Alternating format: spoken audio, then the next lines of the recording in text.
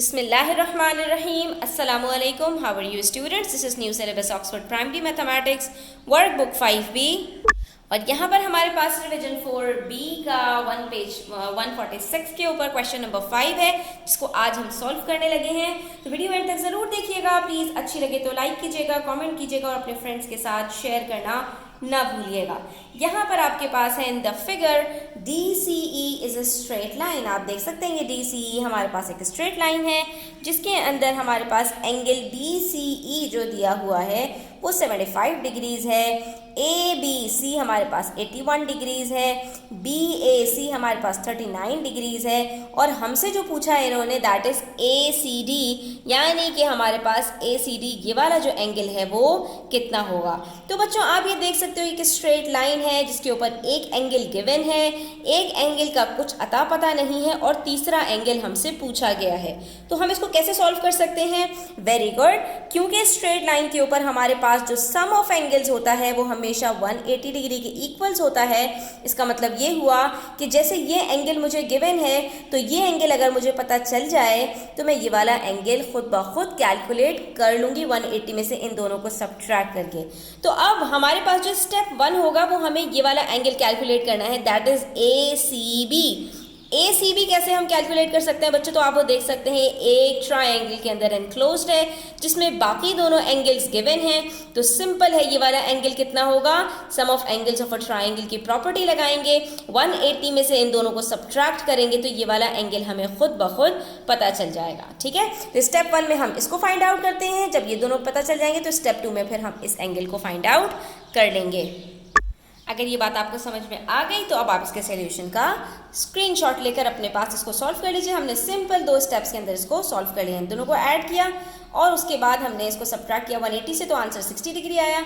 जब हमें ये पता चल गया कि हमारे पास स्ट्रेट लाइन के ऊपर ये दोनों एंगल्स मिलकर कितने बन रहे हैं 135 डिग्रीज, तो हमने इसको 180 में से सब्ट्रैक्ट किया और हमारे पास ये वाला एंगल कैलकुलेट हो गया, दैट इज़ 45 डिग्रीज। और हमने ये दोनों प्रॉपर्टीज़ भी यहाँ पर लिख दी। ठीक है बच्चों, इसी तरह से हमारे पास क्वेश्चन नंबर 6 है which says ABCD is a rhombus and EB is a straight line. आप देख सकते हो यहाँ पर हमारे पास एक रोम्बस है। रोम्बस की प्रॉपर्टीज़ को फ़ौरन से जहन में लेकर आ जाओ कि इसकी जो हमारे पास चारों साइड्स होती हैं वो इक्वल होती हैं, जो हमारे पास इसके ऑपोजिट एंगल्स होते हैं वो भी इक्वल होते हैं, क्योंकि ये भी एक तरह का पैरेललोग्राम होता है और इसकी जो ऑपोजिट साइड्स होती हैं वो पैरेलल होती हैं हमारे पास। ठीक है, तो अब हमसे ये कहा जा रहा है कि ये एक अदद रोम्बस है जिसके अंदर EB जो हमारे पास ये लाइन है ये एक स्ट्रेट लाइन है, यानी कि ये रोम्बस को इक्वली 2 ट्रायंगल्स के अंदर स्प्लिट कर रही है। ठीक है, तो उसके अंदर हमसे पूछ रहे हैं कि फाइंड एंगल EDA। हमसे जो एंगल पूछा है वो बच्चों है एंगल EDA। ये जो एंगल बन रहा है इस ट्रायंगल के बाहर, ये एंगल हमारे पास कितना होगा?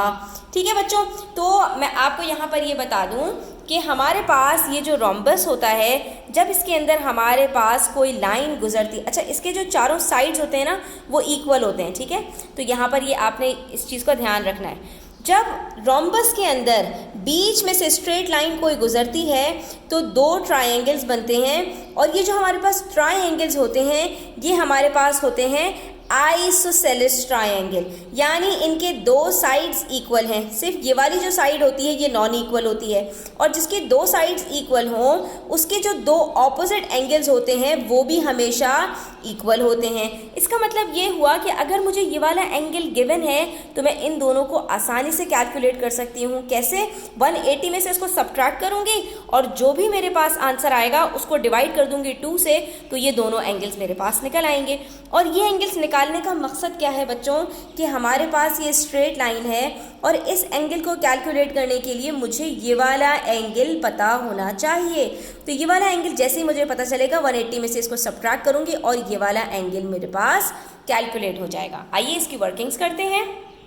अब अगर ये बात आपको समझ में आ गई तो इसको सॉल्व करना हमारे लिए बहुत आसान हो गया। ये आइसोसेलेस ट्रायंगल है जिसके अंदर मैंने सिंपली क्या किया, 180 में से 78 को सब्ट्रैक्ट किया तो मेरे पास आंसर आ गया 102 डिग्रीज। जैसे ही 102 आया मैंने उसको 2 से डिवाइड कर दिया तो मुझे पता चल गया कि ये दोनों एंगल्स मिलकर मेरे पास 102 बने हैं, तो दोनों अकेले अकेले 51 डिग्रीज होंगे। ठीक है, जैसे मुझे ये वाला एंगल पता चला मैंने इसको 180 डिग्रीज में से सब्ट्रैक्ट किया और मेरे पास ये एंगल EDA कैलकुलेट हो गया, दैट इज 129 डिग्रीज। तो देखा आपने कितना सिंपल था ये। आई होप स्टूडेंट्स के आपको क्लियर हो गया होगा। स्टिल कोई क्वेश्चंस हो, क्वेरीज हो, कमेंट सेक्शन में ज़रूर पूछा करें और वीडियो अच्छी लगे तो चैनल को सब्सक्राइब करें, बेल आइकन प्रेस करें ताकि इस तरह की मज़ीद वीडियोज़ आपको मिलते रहें। Thanks for watching the video till the end. Take care. अल्लाह हाफिज़।